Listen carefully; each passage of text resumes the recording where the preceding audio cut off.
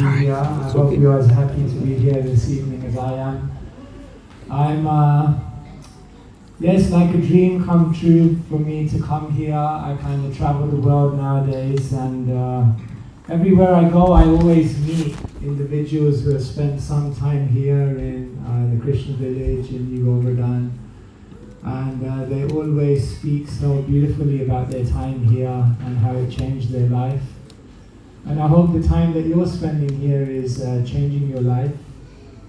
There's so many places we could be on an evening like this, but it's actually the most beautiful thing in creation to be together with spiritually minded people and just remember that there's something beyond, and that we are something beyond.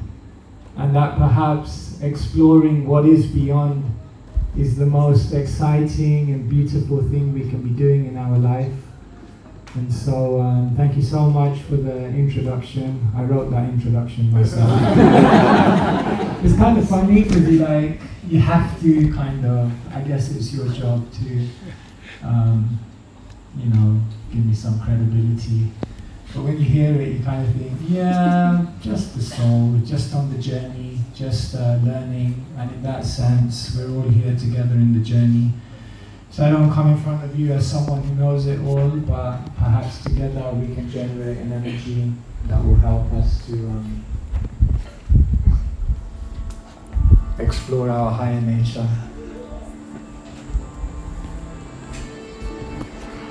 So this evening I'll just maybe speak, not too long, maybe for 15 minutes. And open it out, see whether you may have some thoughts and questions. Whenever we begin a spiritual discourse, generally we begin with some prayers of gratitude. And it was funny actually, the other day, I heard a story. And this was a story that I heard when I was a kid, maybe about when I was 5 or 6 years old. And when I heard the story, I was like, I've heard that story before. And maybe you've heard that story. It's the story of a crow appreciating it. And this one said, I used to think I was the happiest bird in creation until I saw the parrot, because the parrot had color. And the color was beautiful. It had these couple of beautiful colors, green, blue. The swan went up to the parrot and said, you must be the most fortunate bird in creation. And the parrot said, I used to think that. But one day I saw a peacock and I thought, color? I thought I had color. That's real color. And so the crow, the swan, the parrot all went to the peacock who was in the zoo. And thousands of people were queuing up to see the peacock. And they said, you are the most fortunate bird in creation. And don't lie to us, don't make it up, because thousands of people are coming to see you. And the peacock said, I used to think that. But nowadays I look around and I see that the peacock, the swan, the parrot, they're all in a cage. And there's only one bird which is free. And that bird is the crow. And so nowadays I think, I'd love to be a crow. And so I heard this story the other day, and I heard it when I was a kid.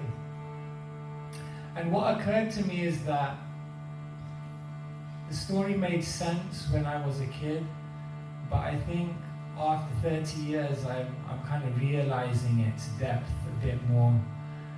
Truth is actually simple. Einstein said you'll know the truth because it will have two characteristics. It will be simple and it will be beautiful. So truth is actually simple and beautiful, but sometimes it takes a long time for us to understand it. So this is a story about gratitude. We tend to overvalue what we don't have, and we undervalue what we do have. And so these prayers of gratitude really help us to appreciate that wherever we're in life, It's perfect. Om Ajnana-timirandhasya Jnana-shalakaya Chakshurmilitam Tasmai Shri Gurave Namaha. Om Ajnana-timirandhasya Jnana-shalakaya Chakshurmilitam Tasmai Shri Gurave Namaha. Om Ajnana-timirandhasya Jnana-shalakaya Chakshurmilitam Tasmai Shri Gurave Namaha.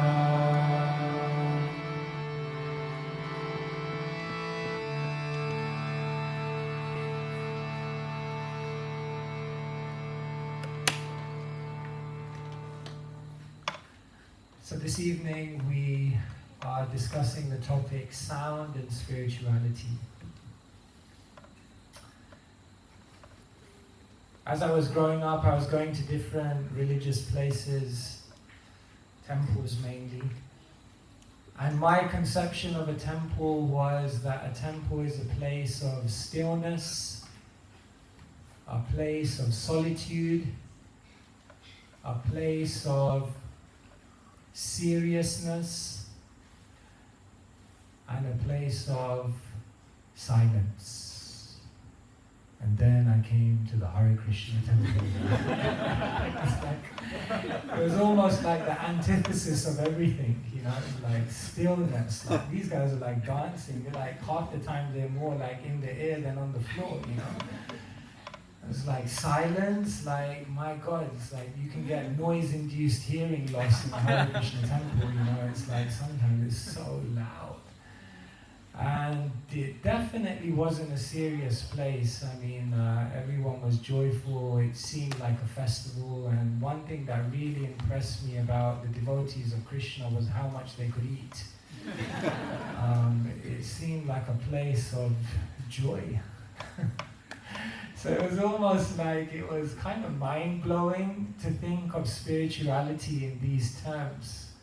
And I remember speaking to one of the monks and he said, singing, dancing, smiling, and laughing, these are the most natural expressions of happiness. And if you can't do that in a spiritual place, if you can't sing, if you can't dance, then what kind of spirituality is that? Spirituality should be able to awaken your deepest emotions. Even our dear friend Friedrich Nietzsche said that. He said, I will only believe in a God who knows how to dance.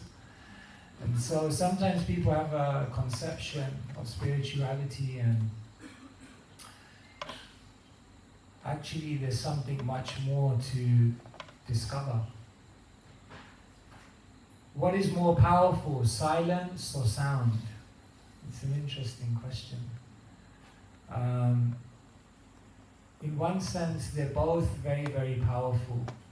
And actually, Eastern teachers talk about the power of silence.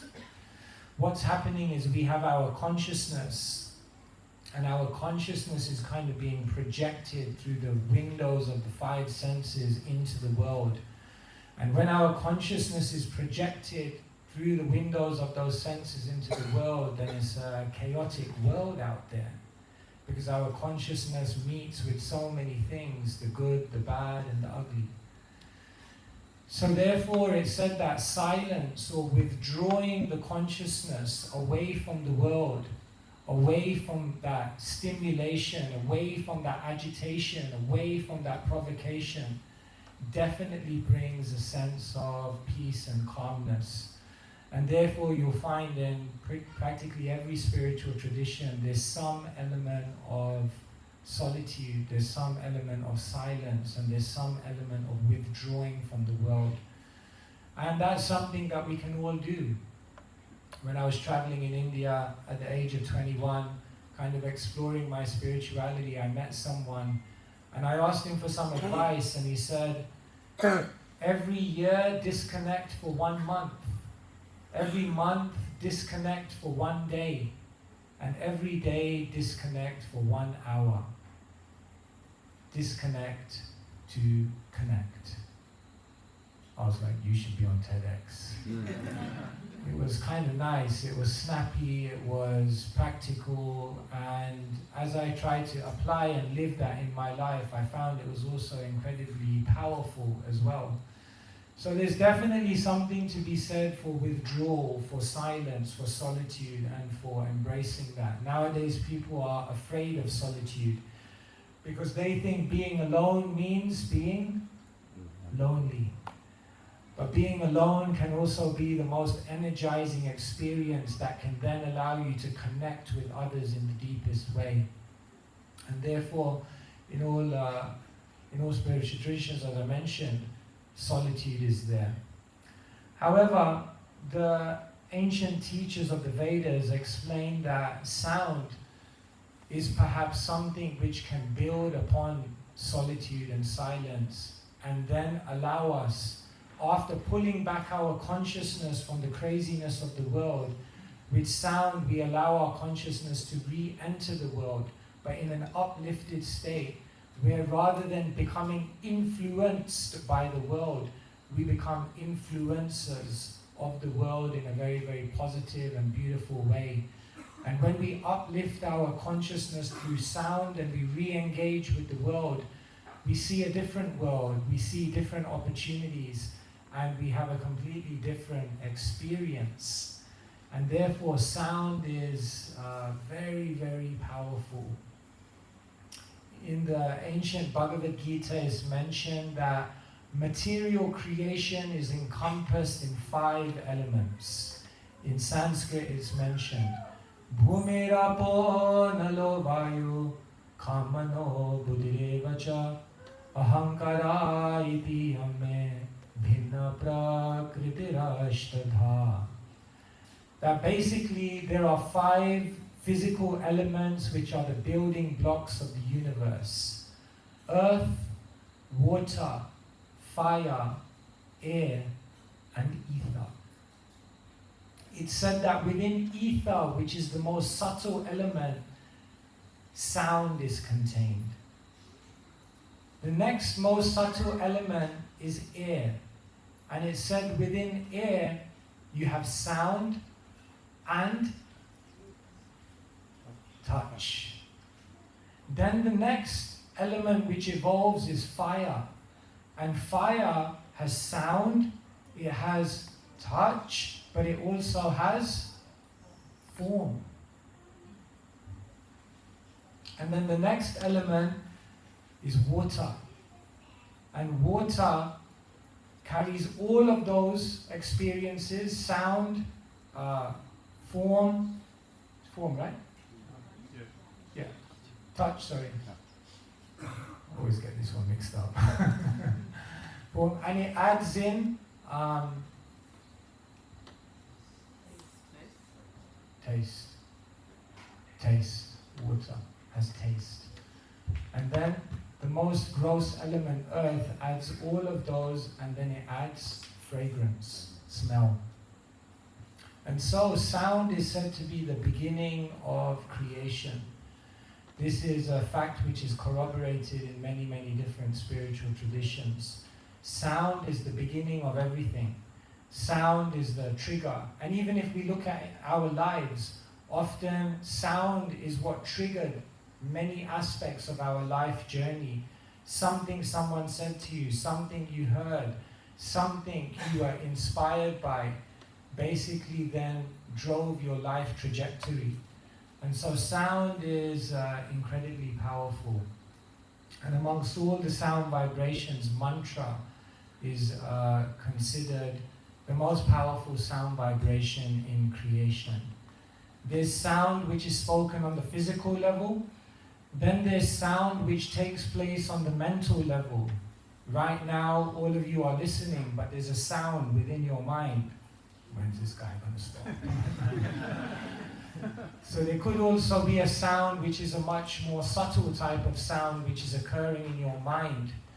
And then there's an even more subtle type of sound which is a sound of intuition. It's not one that you're pushing, but it's a sound which just kind of enters spontaneously into your consciousness to sometimes reveal things.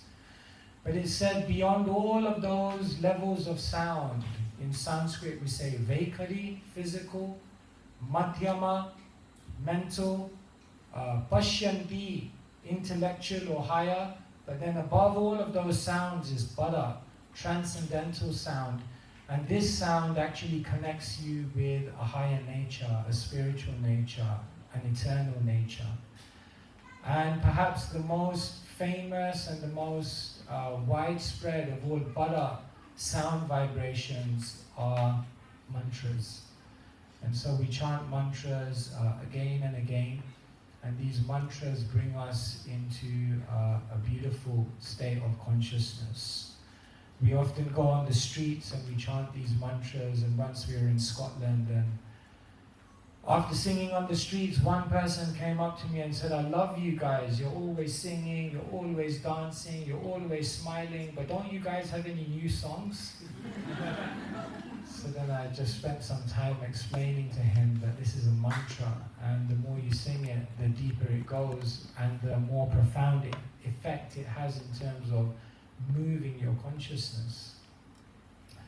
Today, what I want to share with you in the few moments we have is how sound vibration can bring you into what we could call in contemporary terms your spiritual flow state.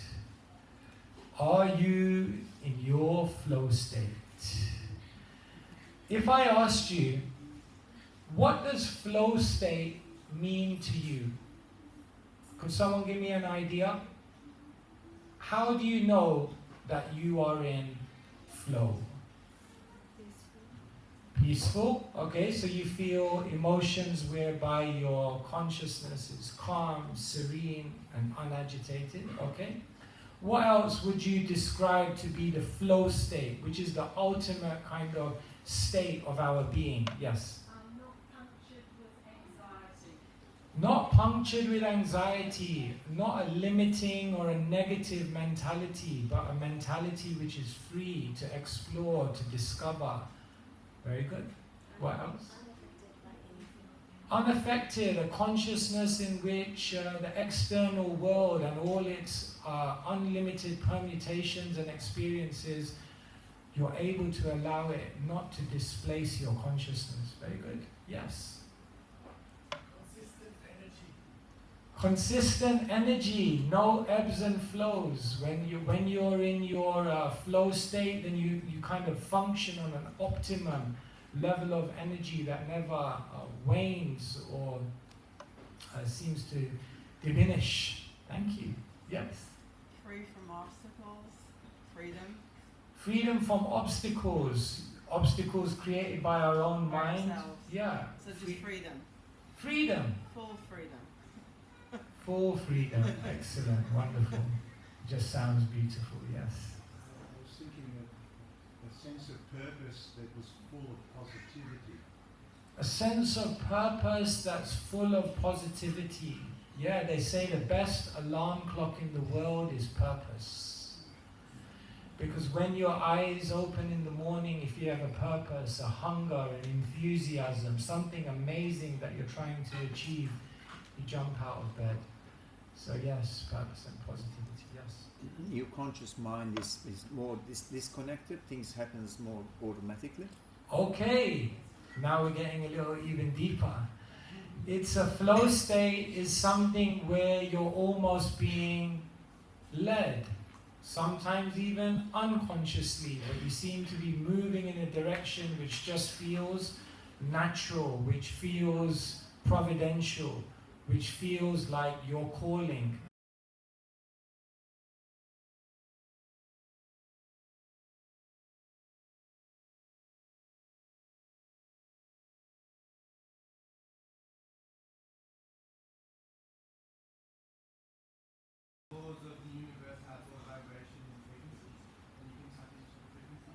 Okay, so yes, there are energies in the universe, there are vibrations, there are frequencies, and as we come into flow state, we can benefit and align ourselves with certain energies which take us to where we want to go.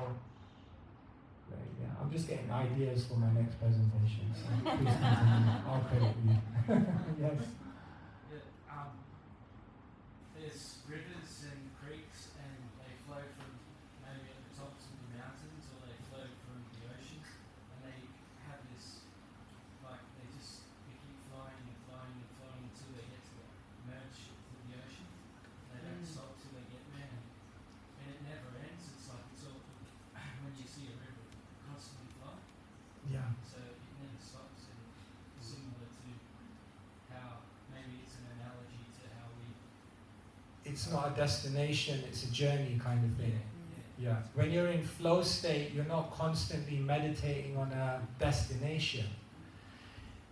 When we're not in flow state, we're constantly meditating on an end or a goal or a final conclusion. But when you're in flow state, you're kind of almost just flowing.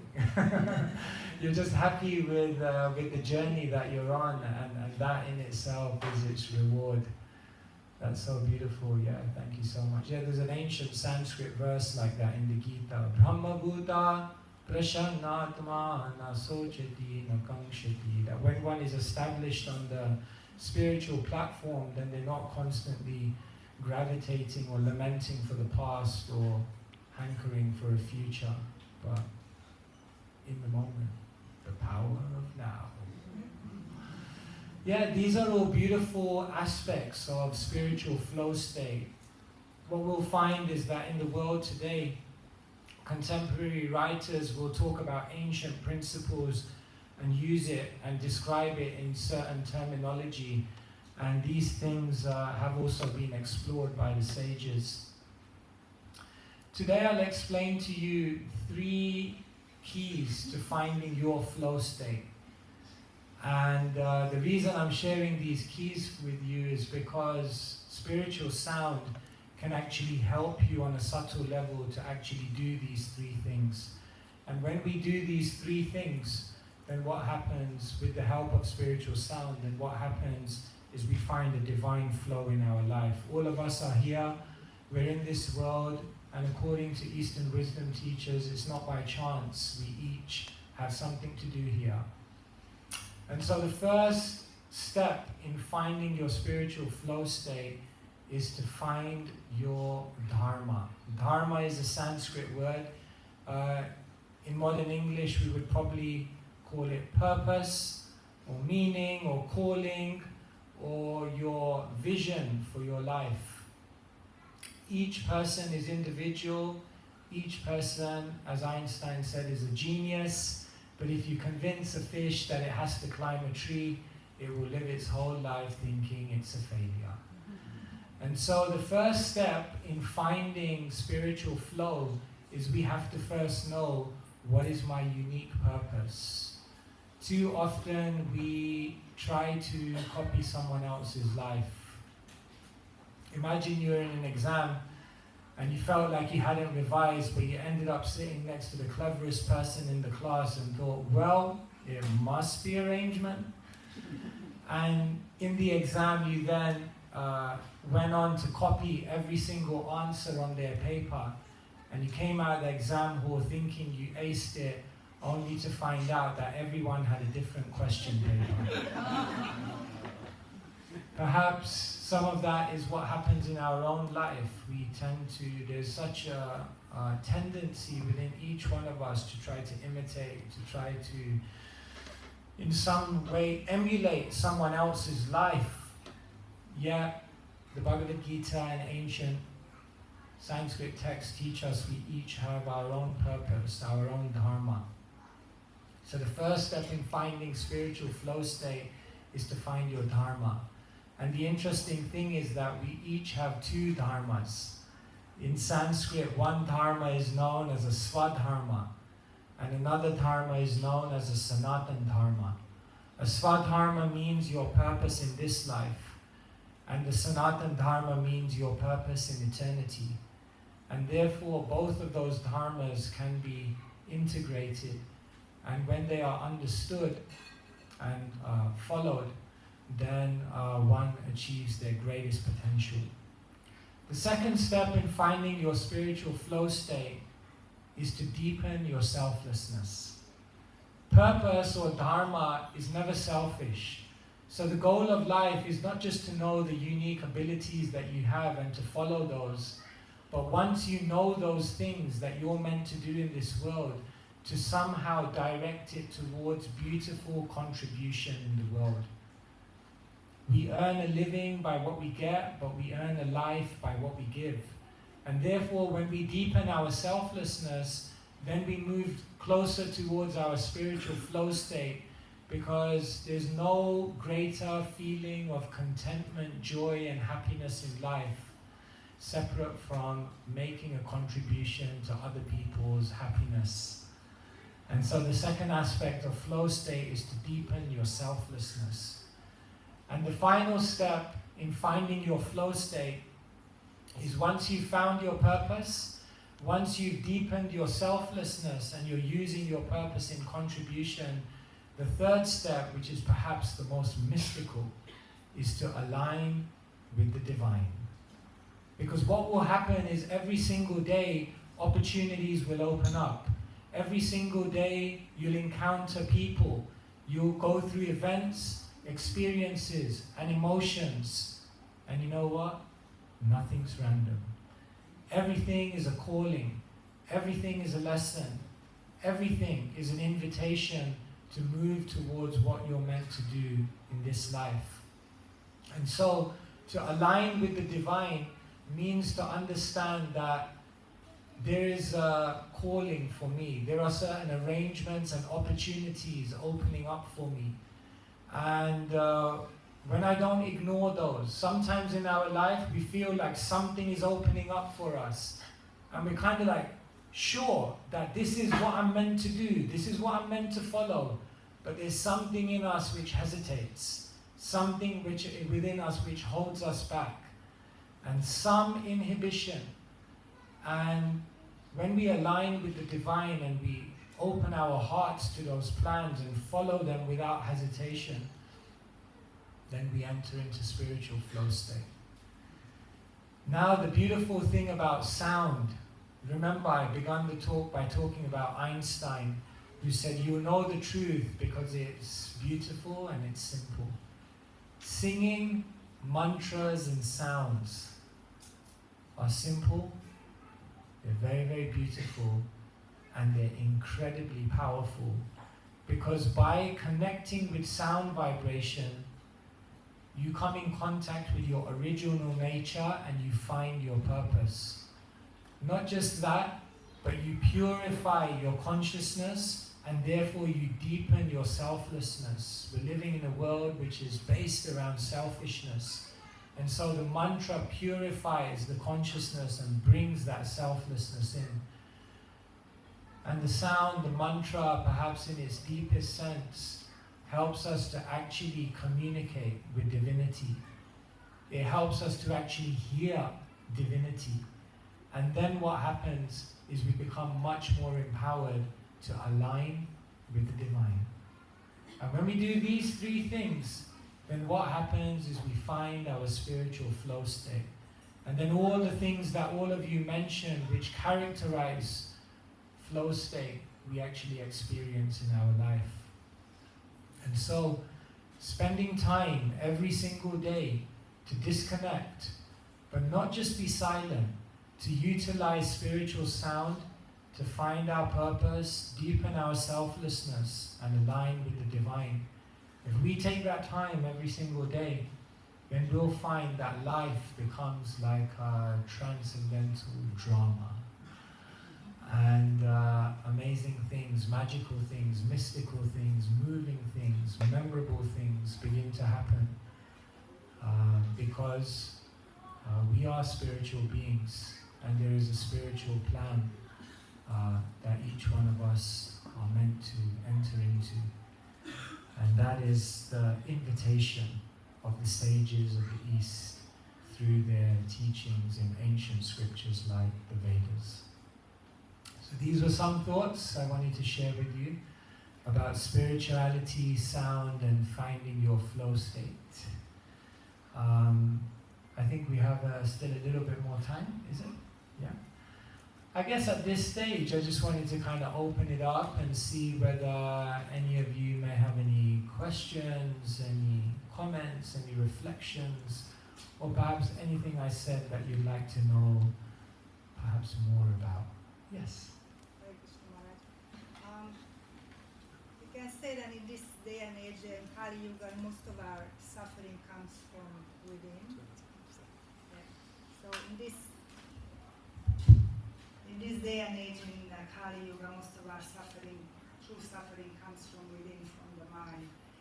And out of all of that, probably can say that fear is the most stabilizing and predominant fixation of the mind, trying to hold on to what we hold dear and trying to avoid at any cost what we don't like. And we know that ultimately it's our attachments that are causing that, but we also know that we can't artificially give up the attachment. It's a gradual process.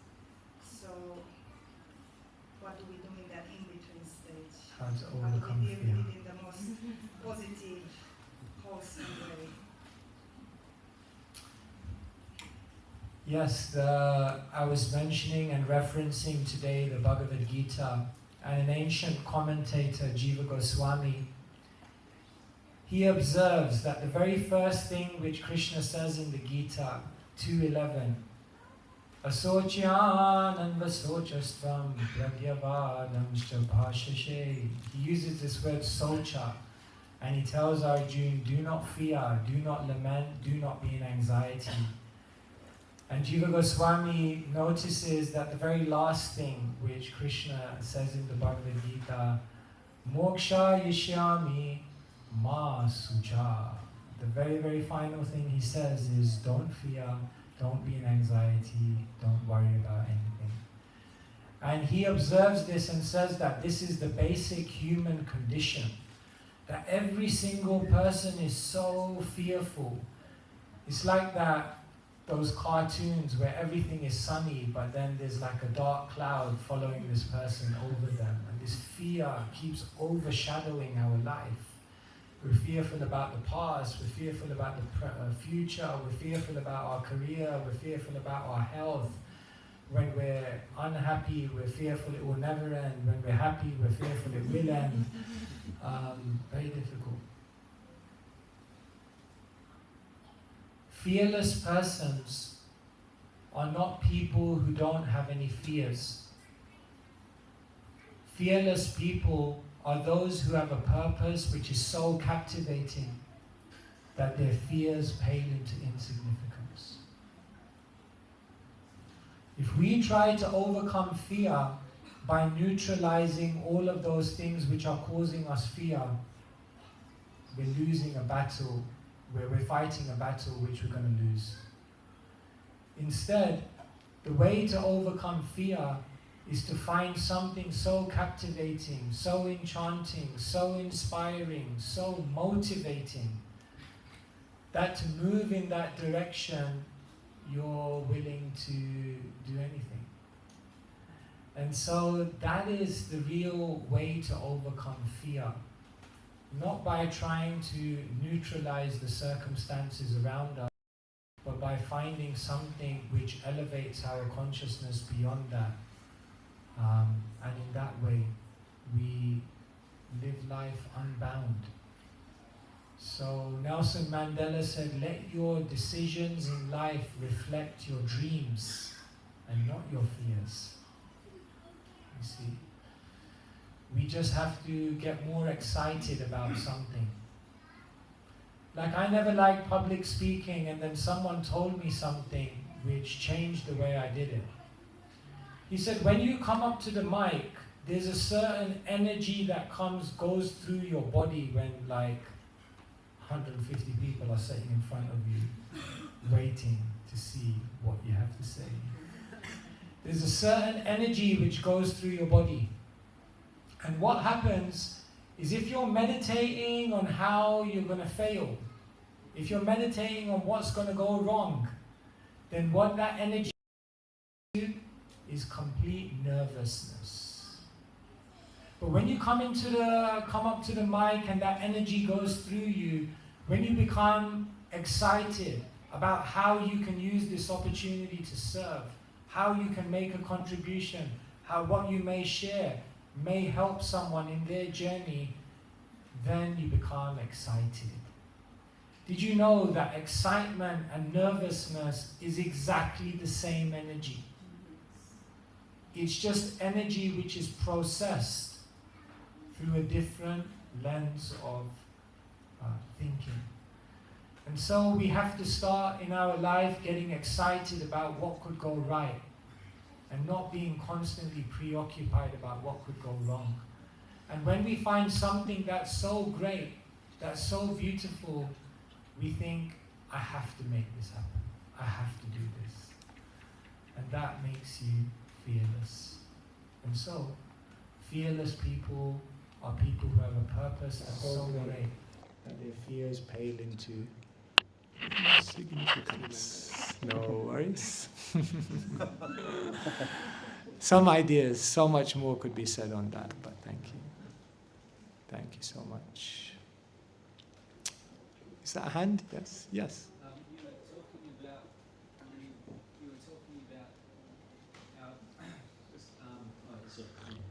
you were talking about how sound is the beginning. Is the beginning Of creation, yeah. creation, and I heard that Om was the primordial sound. What does that mean? Do you know what primordial sound means? Because I heard that was Om. Yeah. So, do you know much about that? Is it the Bhagavad Gita? Yeah. It says Krishna is Om. Yeah, thank you so much. Yes, Krishna says that of sound vibrations I am Om. So, primordial, I guess the word primordial could be described in different ways, but it basically means that which existed before the manifested creation as we know came about. And so, according to the Vedic teachers, time is cyclical.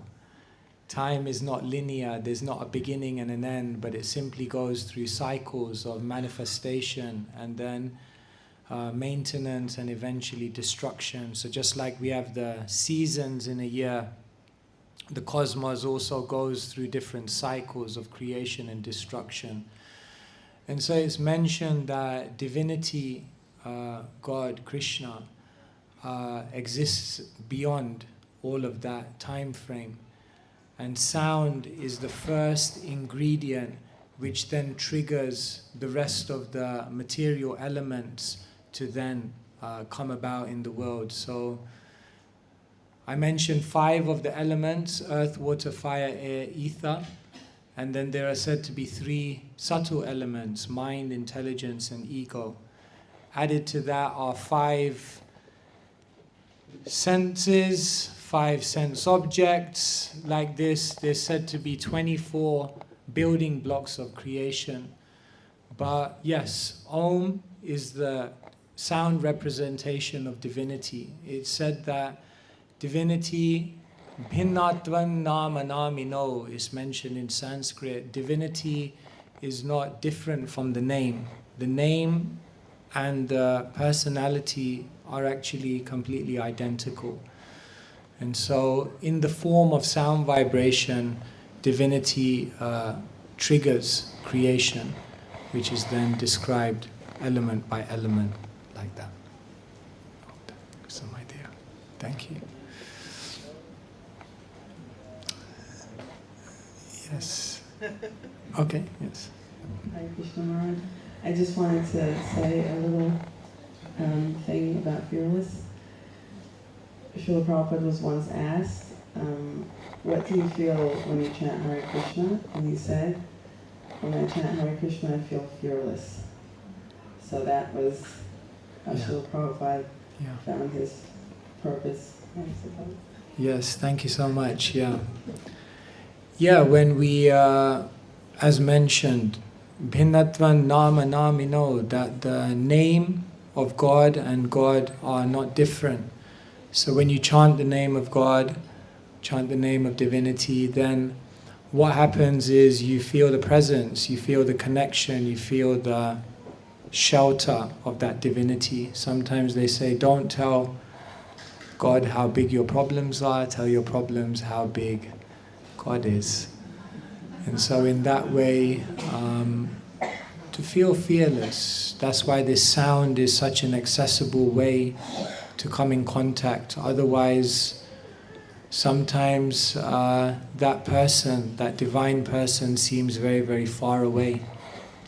And so in Eastern theology, we understand that divinity is transcendent, but also immanent. In many theologies in the world, the idea is that there's a God, but God is far away, and He's in another realm, He's in another dimension. But the Vedas explain that God is not just transcendent, but God is also immanent, accessible, and can be interacted with in our present condition. And sound is said to be that way by which we can make that contact. Yeah, thank you so much. Yes, I see a few hands here.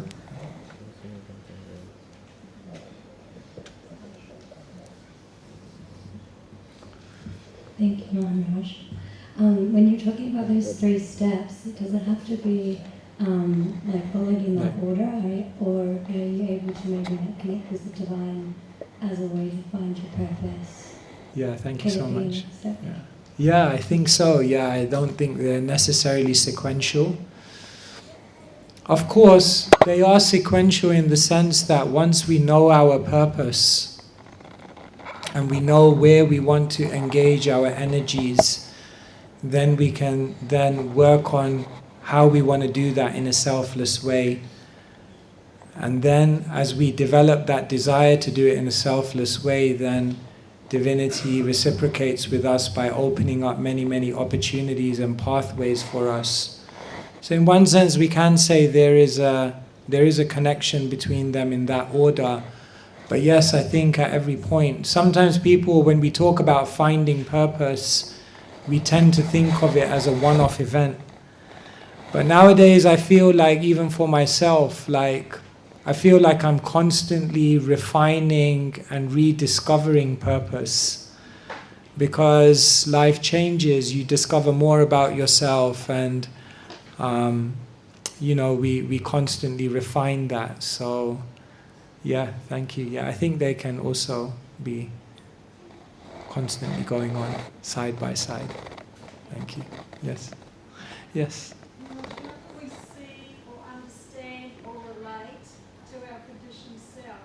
And sometimes you might have the fortune to reach out and get across real, but you feel like you're just in a sleep.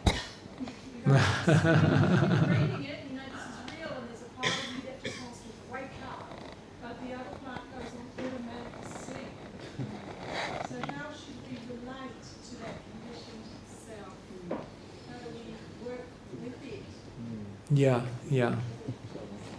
So we have almost a conditioned side to us, habits, we have certain behaviors, attitudes which we know are not serving us, are not really us, but we kind of can't really shake them off. They're kind of like a bad smell, just keen to keep hanging around. And how do we then deal with that? Well, I think I talked today about disconnection time. And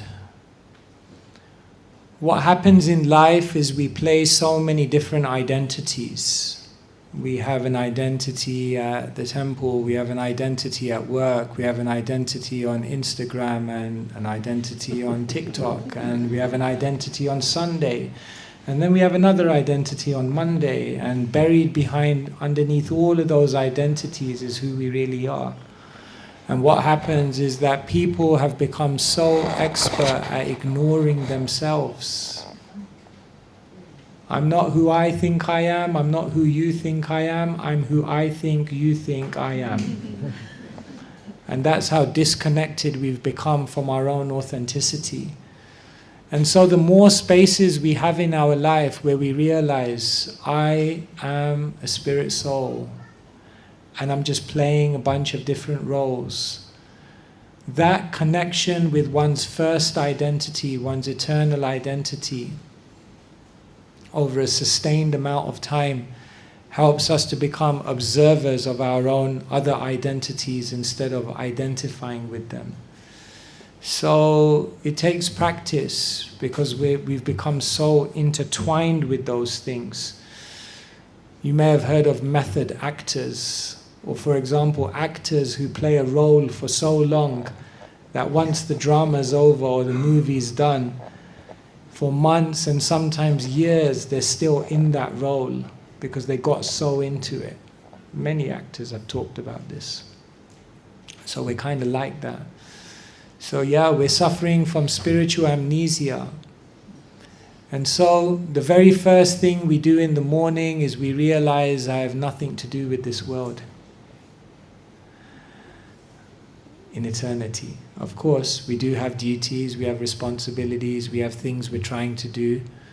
But in the highest sense, I'm beyond all these things. And when we do that for a sustained amount of time, then we realize we don't mix up our roles with our identity. That's the problem in the world, that we make our roles our identities. Some ideas. Yeah, sure. I see many hands. Just tell me when we're...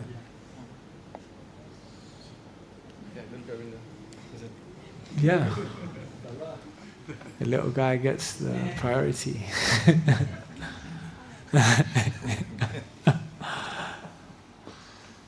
I hope it's not a confuse the Swami question.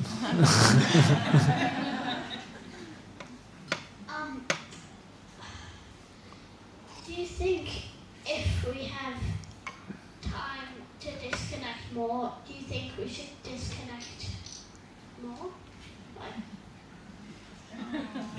Wow. Yeah, come and join me.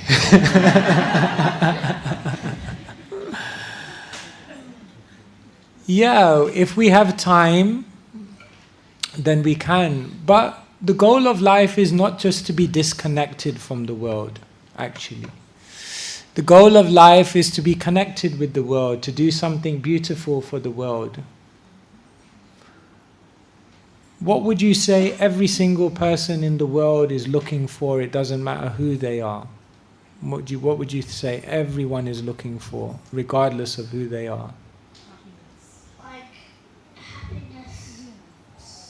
Happiness, excellent. For purpose, but Happiness, yes, happiness. And what would you say brings the greatest happiness in someone's life? This is your chance.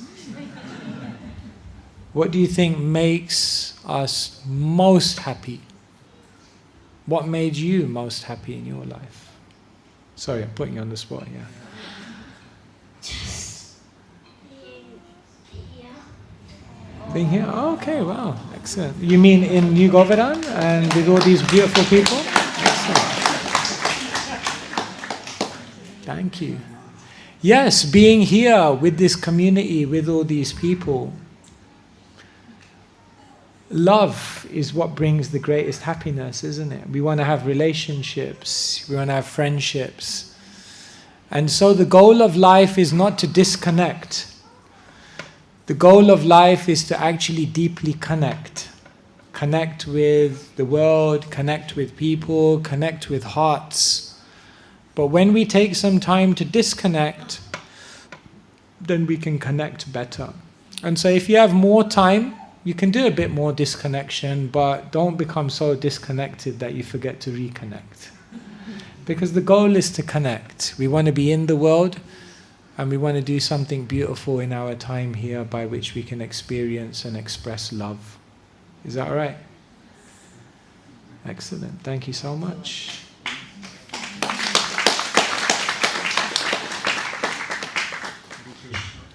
Hare Hare Krishna. Hare Krishna. We see in the world today, through music, through cinema, that many people are attached to negative sound vibration, negative sound. How does one get a taste for higher sound in the world that we live in today? Yeah, different sounds stimulate us in different ways. And therefore people,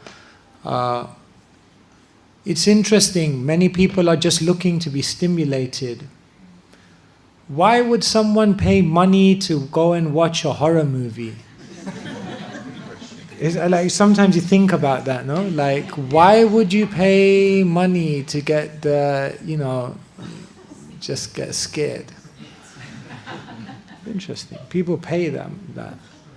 Because actually what most people are looking for is some kind of stimulation. So it's explained that there is an unstimulated state, almost a boredom, a dullness. And then we look for things which at least stimulate something. But higher than that, as I said, the highest emotions that we're looking for are love and connection and inspiration and reciprocation with others. And therefore, what we'll see is that when we interact with spiritual sound vibration, not only does it stimulate us, it makes us, I tell people, it brings purity, it brings power, and it brings purpose. That's what spiritual sound vibration does. It brings purity. You become the best version of yourself through spiritual sound vibration. It brings power, because what you do is, through that spiritual sound vibration, you connect with divinity, and then you become an instrument in the hands of the most powerful. And it brings purpose. It helps you to remember who you really are and what you're doing here. And when you live according to your purpose, then everything makes sense. So the sounds of this world may stimulate us, but they don't bring purity, they don't bring power, and they don't bring purpose. Or if they do it in a very temporary way or a very limited way. And so that's the great opportunity of spiritual sound. But we also have rock bands that chant the mantra as well, if you're into it. Shelter and all such. Thank you, Maharaj. Regarding the Dharma, especially for devotees, with all the different potential service and activities that we have, how do you actually practically identify what's the best thing? What's your Dharma? How do you actually find your purpose? I think it begins with some analysis and some observation of oneself. What are your strengths? What are your weaknesses? What kind of activities do you do that make you lose track of time? What activities are just effortless for you? What activities do you do that generally people tend to appreciate that you've done? When we ask ourselves these kind of questions, we begin to understand a little bit more about the unique psychophysical frame that we've been given in this life. You can do a personality test, and you can just do a bit of observation and reflection to just see in what environments, in what situations, in what activities do you tend to thrive. Sometimes I ask people, like, if you were to write with your non-writing hand, how would that feel? And they say slow, messy, frustrating, and all those emotions. And I say, that's how it feels when you're living out of your Dharma. So now flip that and see what activities do the exact opposite. So I think it begins with some analysis, and I think we don't do enough of that. Like I was saying, I think in this world we're really expert at ignoring ourselves. I think the second thing is to ask. In our life, we need coaches, we need mentors, we need people who can help us to see things that we can't see in ourselves. And therefore, Dharma is usually a team effort. In the Eastern lifestyle, it was explained that the first 25 years someone would grow up with a teacher, one teacher, and that teacher would observe them and then help them to understand the unique gift that they were given. And nowadays we don't have that, unfortunately. So maybe that's something we can also look to incorporate. And a final thing I tell people is just attempt. We have to be ready to try. There's a tension in life between comfort and aspiration. And therefore, we don't want to give up our comfort, but at the same time, we know that there's aspirations that we want to explore, but we're not willing to give up our comfort. So if we're comfort and convenience focused, then we'll be experience starved. And so it's really about attempting and being ready to try new things. They say the most dangerous phrase in the English language is, "We've always done it this way." So to be able to break out of patterns of behavior and explore what more there could be. So analyze, ask, and attempt. And through those three things you can begin to gravitate towards your Dharma. Hopefully. I don't know, yeah, just let me know when we're...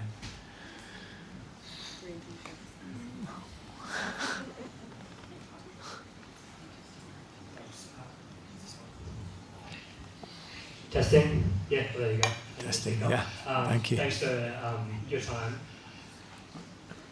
Following on from the last question about Dharma, would you say there's more importance to focusing on your Dharma in the material world or in the spiritual world? Or do you need an equal balance between both of them to get, I guess, overall satisfaction from life? Yeah, thank you so much. Cheers. The Bhagavad Gita is a conversation which takes place on the battlefield.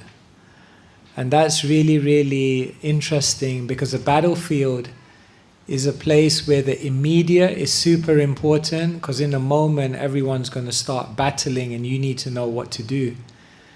But a battlefield is also a place where the ultimate becomes very, very important, because at any moment anyone could die. So the battlefield is very, very interesting, because it's the place where the immediate and the ultimate both hold an equal amount of concern. And so Krishna explains in the Bhagavad Gita that the most dynamic life is when we're simultaneously awake to both at every moment. When we do our duty in this world or our dharma in this world, we always couch it within the bigger understanding of where we're heading. And when we think of the bigger journey in which we're heading, we always temper it with understanding, what am I meant to do now? Both go hand in hand. And so yes, both require as much energy, as much attention. And the ideal life is the life in which both are actually integrated. There's a way in which to do your purpose in this world so that you're fulfilling your responsibilities and making your contribution and simultaneously advancing your spirituality. The Bhagavad Gita will tell us, don't just be a husband, be a spiritual husband. Don't just be an entrepreneur, but be a spiritual entrepreneur. Don't just be a mother, but be a spiritual mother. Don't just be an artist, but be a spiritual artist. In other words, when we aim our dharma towards spiritual pursuits, then we combine and do both simultaneously. Does that help? Thank you. One last question. All right, yeah, sure. So Maharaj, you touched on transformation and becoming fearless. I remember a class you gave some time ago, you were describing yourself when you first moved into the temple as very introvert. That's how you described yourself. So, but then you found yourself, you're on the street selling books, now you're travelling all around public speaking. So what was that single most influence of transformation that you find yourself in your position now? Thank you. Yeah, in my life, I never wanted to stick out. I was like, I'm going to be in the crowd. Then what happened is when I was about 15 years old, I became like 6'2", and I was like, I didn't want to stick out here. And then when I was like 17, I became a Hare Krishna. I was like, okay. Then when I was 21, I became a monk dressed in bright orange. I was like, oh my God, this is not going to plan. I'm supposed to not stick out here, you know? And then I joined the monastery and I was like, okay, I'm just going to be like a low-key monk and everything. And then they're like, no, you have to be in front of the mic. And I'm like, no, I'm on the other side. No, you're on this side. Nowadays, I walk around as a sannyasi and I carry a stick. So I realized that was the icing on the cake for sticking out, you know. I really stick out now, you know, I mean, literally in more ways than one. I don't think I did transform. I think I'm still introvert. I get energy when I'm alone. It's still hard for me to speak in front of others. I do it. It's a service. And people are very kind. They allow me to, they give me their attention and allow me to share something with them. But what transformed within me was that the opportunity to contribute outweighed the material awkwardness of it. So when I go to bed at night and I feel the satisfaction that, insignificant as I am, I could do something that perhaps would contribute to people's lives. The satisfaction of how that feels when you close your eyes at night outweighs any awkwardness in the activity. And so, if it were up to me, I'd sit in a room and write all day and communicate with the world through the pen. Because that's my most authentic means of communicating, but this is required, so I do it. And it's a bit of a push, but the satisfaction of service inspires me, and that's what keeps me going. Hope that helps. Thank you so much. So thank you so much for your attention, for being here, and for being such a wonderful audience. Hare Krishna.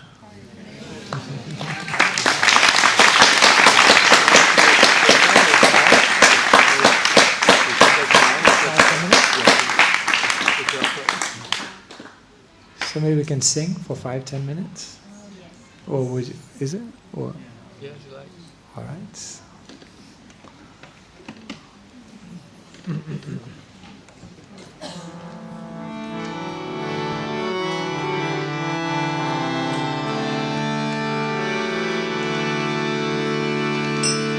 Shri Krishna Chaitanya Prabhu Nityananda Shri Advaita Gadadhar Shri Vasadi Gaura Bhakta Vrinda Hare Krishna Krishna Krishna Hare Hare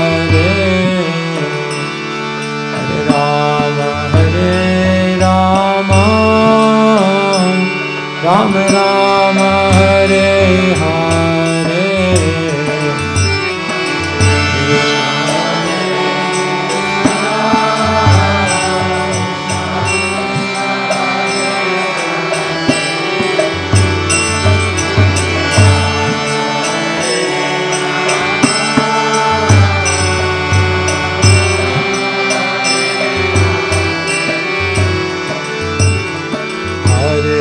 Krishna, Hare Krishna,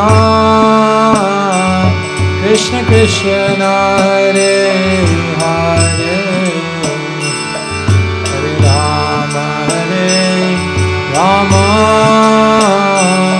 Rama Rama, Hare Hare.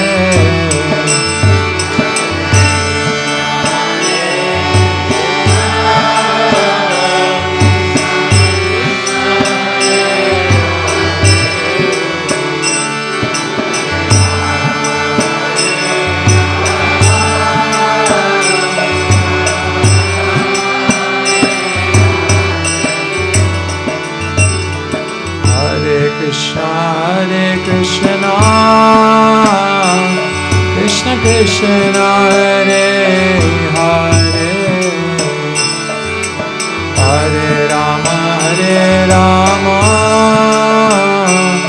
Rama Rama, Hare Hare.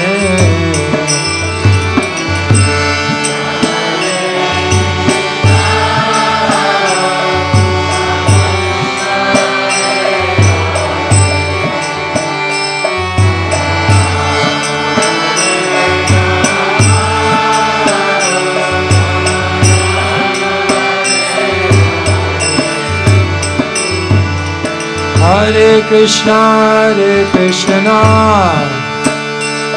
Krishna Krishna, Hare Hare, Hare Rama, Rama Rama, Hare Hare.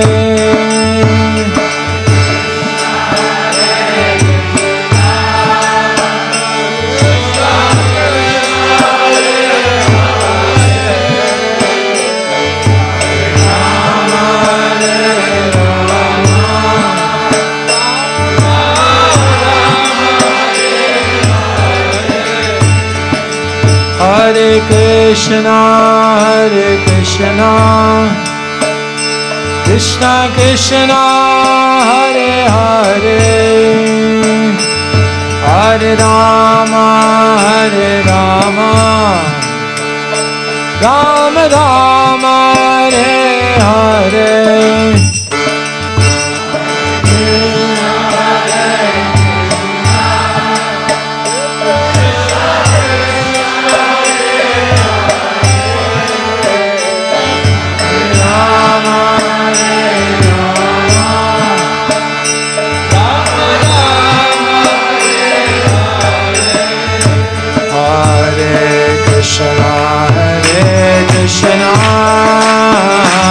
Krishna Krishna, Hare Hare, Hare Rama, Rama Rama, Hare Hare.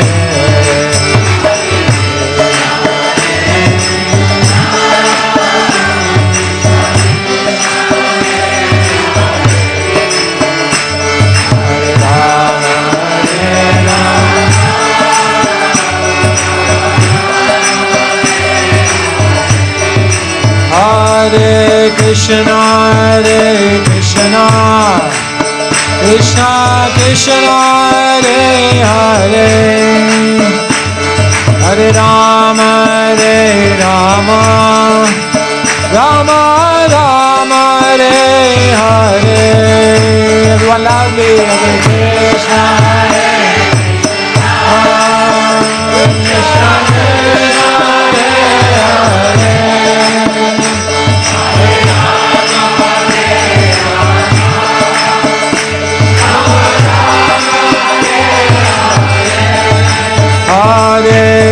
Hare Krishna, Krishna Krishna, Hare Hare, Hare Rama, Rama Rama, Hare Hare, Hare Krishna.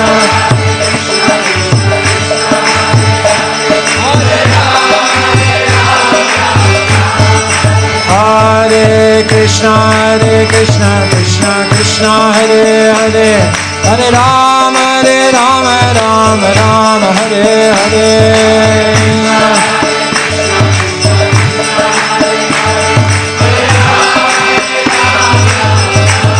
Hare Krishna, Krishna Krishna Hare Hare Hare Rama Rama Rama Hare Hare Hare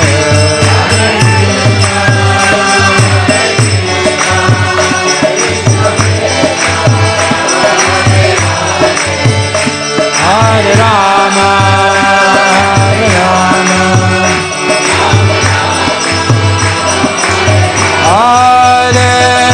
Krishna, Hare Krishna, Krishna Krishna, Hare Hare, Hare Rama, Rama Rama, Hare Hare.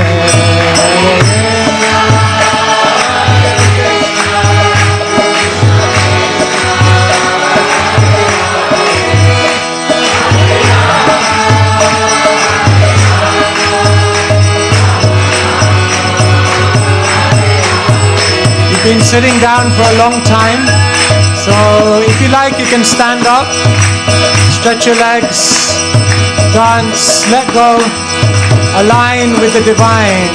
Hare Krishna,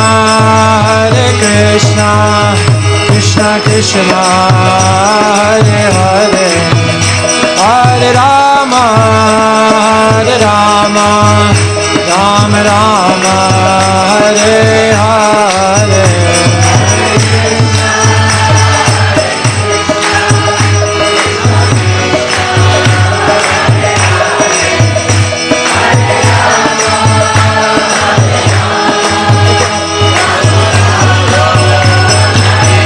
Krishna, Krishna Krishna, Hare Hare, Hare Ram, Ram Ram, Hare Hare.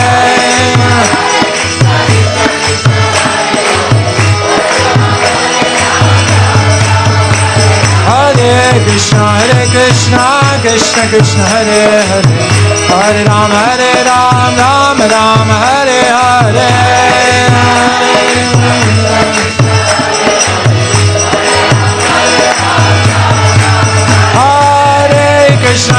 Krishna, Krishna Krishna, Hare Hare, Hare Ram, Ram Ram, Hare Hare.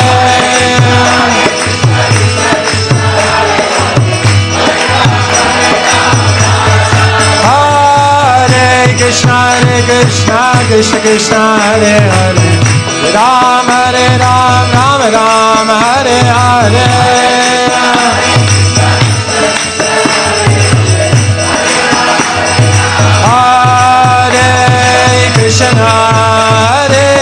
Krishna, Krishna Krishna, Hare Hare, Hare Rama, Rama Rama, Hare Hare.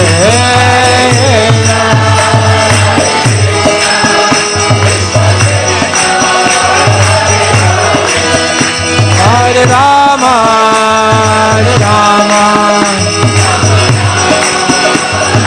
Nitai Gaur Hari Bol, Hari Bol, Hari Bol. Nitai Gaur Hari Bol.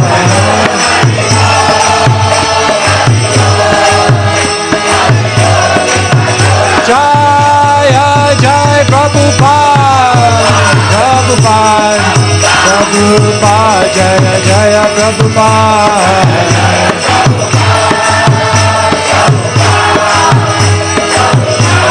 Jaya Jaya Prabhupada, Prabhupada, Prabhupada, Jaya Prabhupada.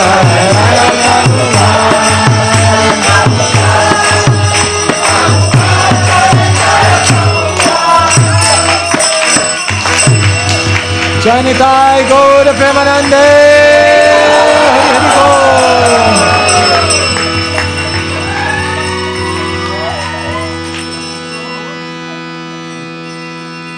Good night, God bless.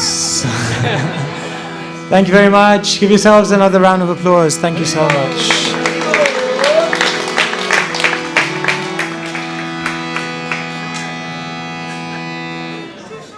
Oh, that was too short. It's 5 minutes. So that's not working, right? Thank you everyone for coming. Maharaj is getting pretty prolific with books and writing of the books about these subjects, many topics. We have 4 different varieties of books on the table as you exit, so you're welcome to have a look, and they're for purchase also. So thanks again for coming. Hare Krishna. Maharaj, thank him also. Big Haribol, Keshava Swami.